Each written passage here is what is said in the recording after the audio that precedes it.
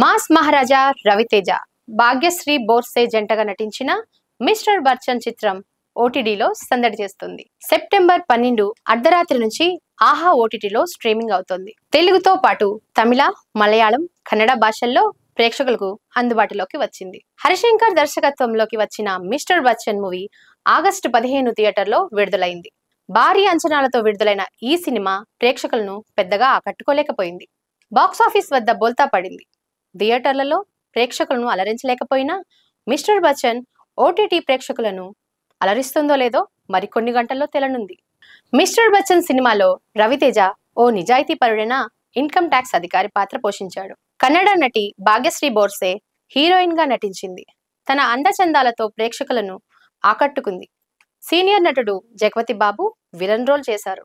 నిజాయితీపరుడైన mister Bachchan పలువురు వ్యాపారవేత్తలపై ride చేస్తాడు.